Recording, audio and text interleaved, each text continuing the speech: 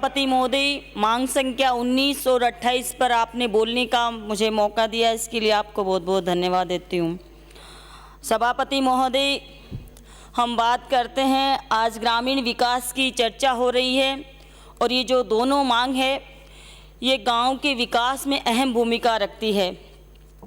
सारा संपूर्ण विकास ग्रामीण एरिया का इन्हीं दो मांगों पर अधिकतर टिका हुआ है। सभापति महोदय, जैसे गाँव का नाम लेते ही हमारे दिमाग में एक स्वच्छ तस्वीर नज़र आती है।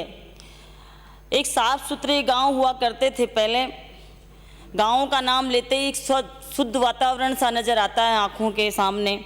आज हम देखते हैं, गाँव में जाते हैं तो जगह जगह कीचड़ भरा हुआ है, बड़ी बड़ी नालियाँ बना रखे हैं तो उनमें कीचड़ भरा हुआ वो साफ नहीं हो पाती समय समय पर। गाँव के प्रत्येक रास्ते में गंदगी हो रखी है। हम आपके माध्यम से आग्रह करेंगे कि सफाई की कुछ अच्छी व्यवस्था, कोई कमेटी बनाकर एक स्थायी व्यवस्था की जाए। पिछली गवर्नमेंट ने एक गौरव फत करके सड़कें बनाई प्रत्येक गांव के अंदर, उनके अंदर साइडें भरने का भी उसके अंदर प्रावधान था, लेकिन साइडें किसी ने भी नहीं भरी। एक एक फीट कीचड़ वहाँ भरा हुआ है गांव के अंदर। थोड़ा नीचे कोई उतर जाए कीचड़ में घुस जाते हैं गाड़ी वगैरह सब चीज़। तो हम आग्रह करना चाहेंगे कि जो गौरव पथ बने हैं उनको भी बराबर साइडें भरवाई जाए और स्थायी व्यवस्था करवाई जाए। आज हम नरेगा के माध्यम से कुछ गांवों में व्यवस्था करवा रहे हैं, लेकिन उससे संतुष्ट नहीं है, क्योंकि जो मानदेय उनका बनता है वो बहुत कम बन पाता है। इसलिए आपके माध्यम से हम उप मुख्यमंत्री महोदय से आग्रह करना चाहेंगे कि गाँव में स्थायी रूप से सफाई की व्यवस्था करवाई जाए। सभापति महोदय, गाँव के अंदर ग्राम विकास अधिकारी अधिकतर ग्राम पंचायतों में नहीं है। पंचायत समिति लेवल पर 50% ग्राम विकास अधिकारियों की पोस्ट भरी हुई है, तो कहीं जगह 2 पंचायतों का, कहीं जगह 3 पंचायतों का उनको चार्ज दे रखा है। तो ग्राम विकास अधिकारी हेड क्वार्टर पे कभी मिल नहीं पाते लोगों को, और वो उस चोरी करने में वो सक्षम आज हो रहे हैं, क्योंकि कहाँ जिस ग्राम पंचायत से लोग उनको फ़ोन करते हैं दूसरी पंचायत में बता देते हैं, दूसरी से फ़ोन करते हैं तो तीसरी में बता देते हैं। तो गाँव का विकास अवरुद्ध हो रहा है और गाँव के लोगों को समस्याओं का सामना करना पड़ रहा है। हम आपके माध्यम से उप मुख्यमंत्री महोदय से आग्रह करना चाहेंगे कि ये जो ग्राम विकास अधिकारियों के जो पद रिक्त पड़े हैं उनको जल्दी से भरने की कृपा करें। सार्वजनिक निर्माण विभाग के बारे में हम बात करते हैं।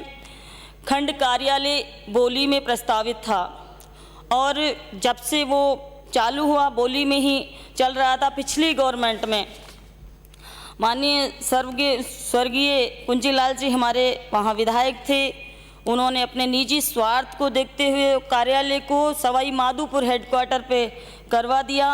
आज सभी को उसकी समस्याएं हो रही है, सबको वहाँ माधोपुर जाना पड़ता है, जबकि वो प्रस्तावित बोली में है और बोली में बिल्डिंग है, सब कुछ है। वहाँ से उसको वापस वहीं हेडक्वार्टर परिवर्तन करने का हम उप मुख्यमंत्री महोदय से आग्रह करेंगे आपके माध्यम से।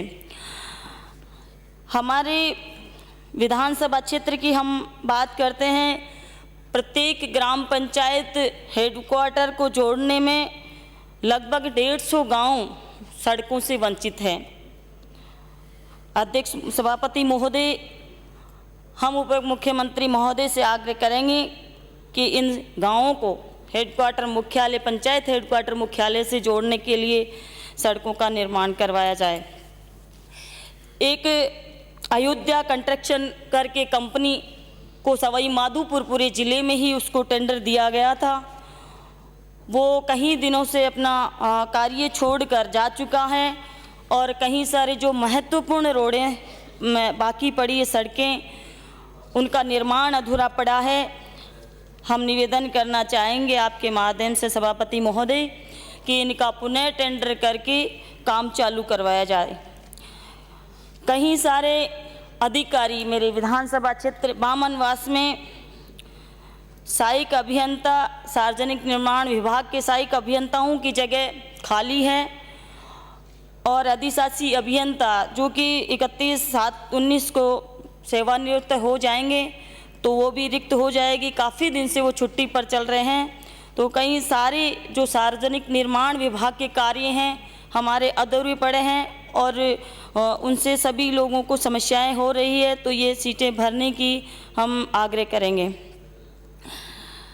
कई सारे क्लर्क स्टाफ में क्लर्क नहीं है, तो उस वजह से भी काम रुका हुआ है, तो ये सीटें भी भरने की कृपा करें मंत्री महोदय। बोली तहसील के अंदर काफ़ी दिनों से मांग चल रही थी एक डाक बंगला हो, तो हम डाक बंगले के लिए भी आपके माध्यम से मंत्री महोदय से आग्रह करेंगे। आपने बोलने का हमें समय दिया, बहुत बहुत धन्यवाद। श्री बलदेव सिंह यादव।